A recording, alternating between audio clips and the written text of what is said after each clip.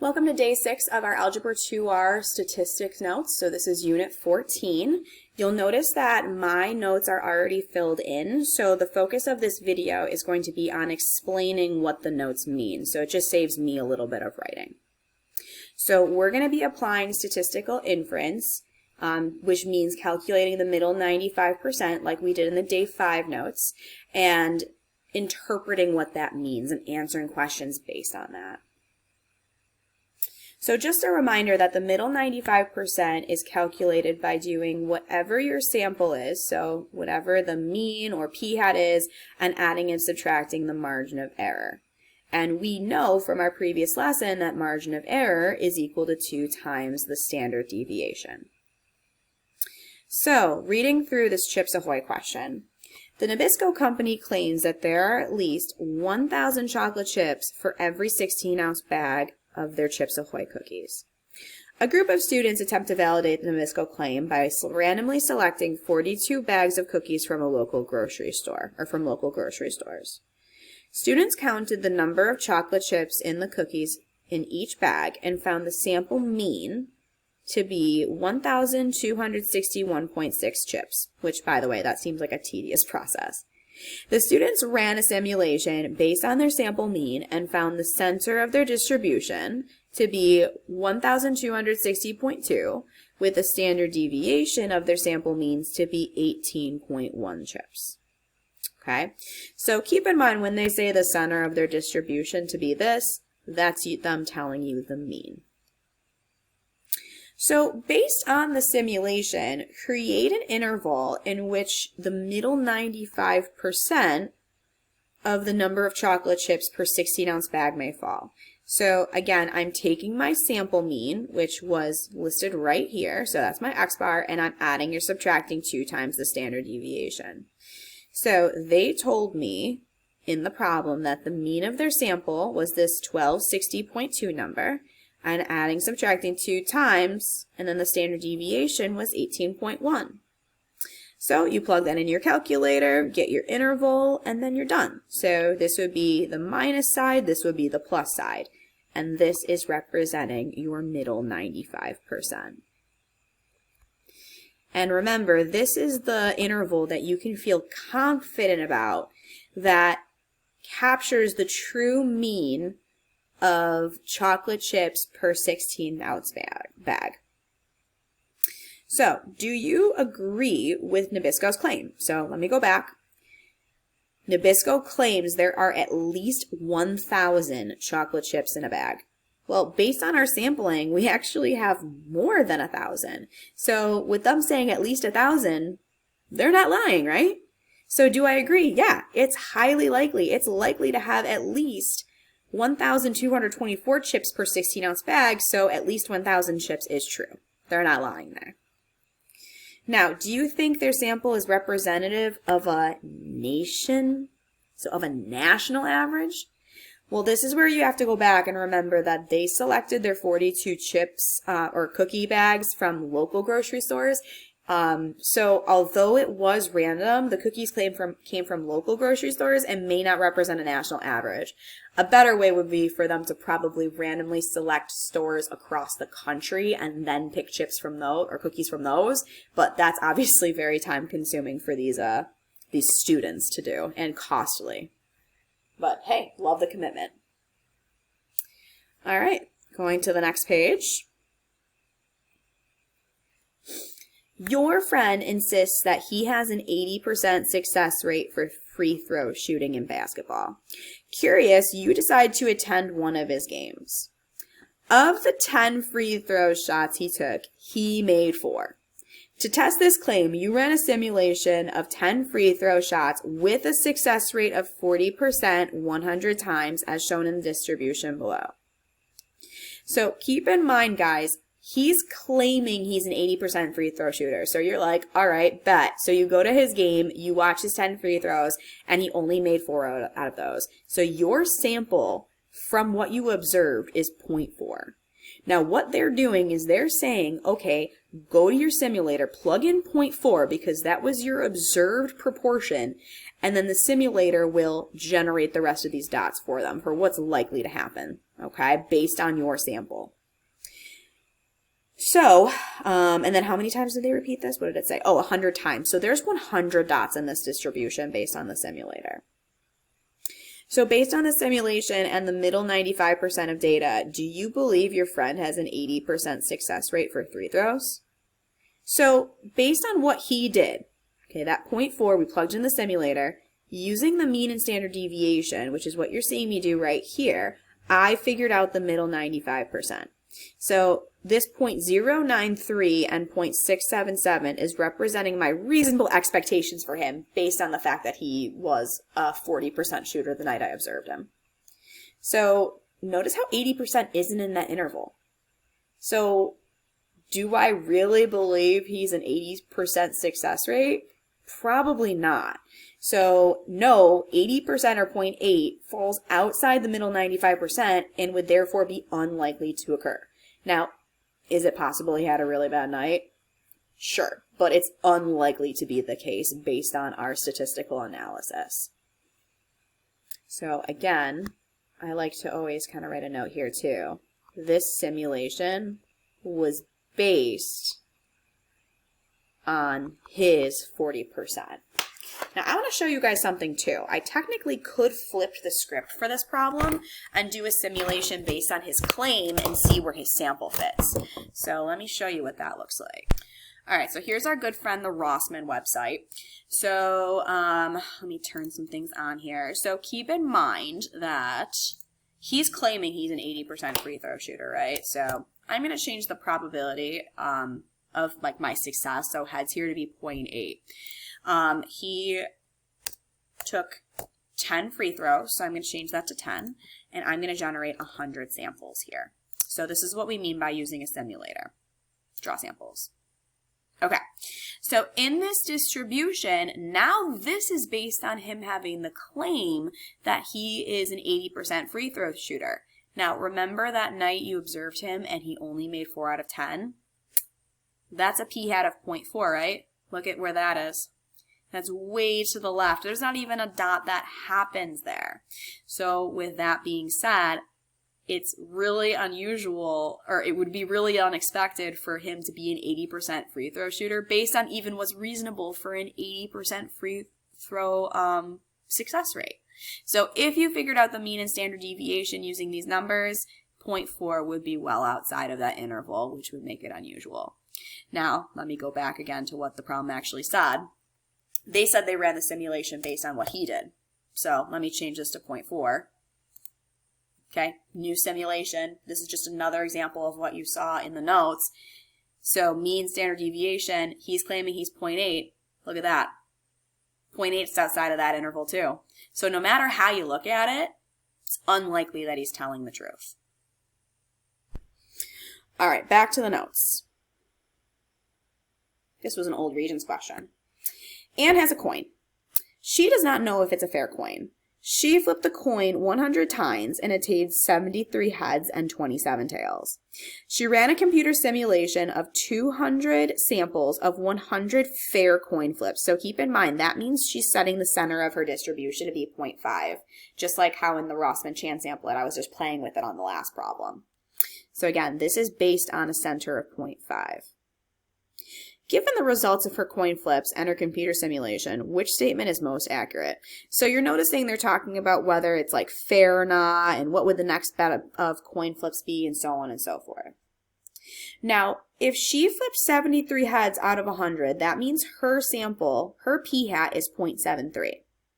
Now, based on this distribution that you're seeing below, this normal distribution, based on a fair coin, I'm noticing that 0.73 would be way out here. So it's well outside of what the middle 95% would be, because you could estimate the middle 95s like there.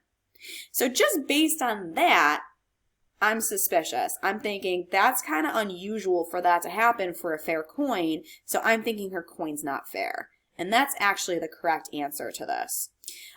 You could also use this data as well and use the mean and standard deviation to come up with the middle 95, which is what I have shown down here. So plus or minus 2 times the standard deviation. And you're noticing my reasonable expectations for a fair coin would be between 0.397 and 0.597. 0.73 is well outside of that, which makes it really unlikely to occur for a fair coin, which makes me think her coin is unfair.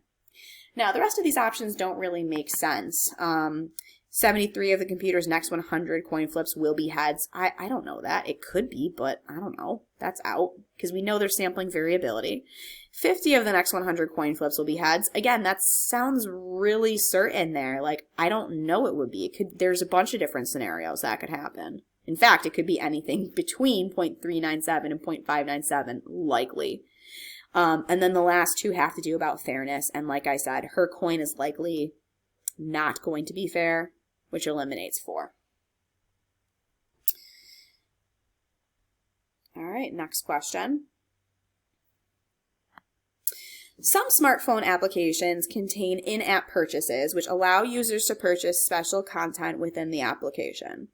A random sample of 140 users found that 35% made in-app purchases. So right there, they're telling me a sample proportion of 0.35 or 35%. A simulation was conducted with 200 samples, so there's 200 dots here, of 140 users, so each dot is 140, assuming the 35% of the samples make in-app purchases. So in their Rossmann chance applet, they plugged in the 0.35, and that's why that's actually the center of the distribution. In fact, it happened to work out perfectly to be the same as well. The approximately normal results are shown below, which means it fits that bell curve. Considering the middle 95% of data, determine the margin of error to the nearest hundredth for the simulated results. In the given context, explain what this value represents. So, actually, funny enough, I'm kind of reading my answer key now, and I read over this question too fast. This says, determine the margin of error. Margin of error is coming from here. So I forgot to state that, so my bad. I should really state that. Our margin of error would be 2 times 0.042. So if I go to my calculator, 0.042 times 2 is 0.084.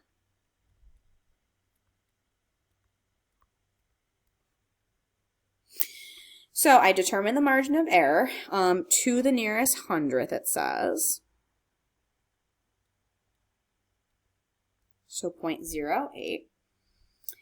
And in the given context, explain what this value represents. So if our mean is 0.35,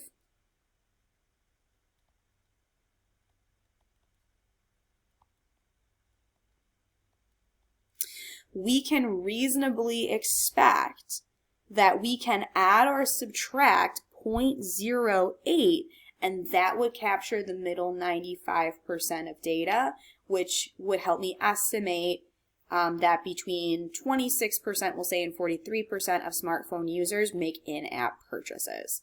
Okay, so since I found a little bit of a mistake here while I was doing this, let me re-answer this question. So I'm adding or subtracting 0.08. I just forgot to state what the margin of error was. Let me go to my calculator just to make sure I'm doing this. So 0.35 minus 0.08 and 0.53 or 35 plus 0.08. Wow, I typed that wrong. So 0.27 and 0.43. So I'm just going to do this.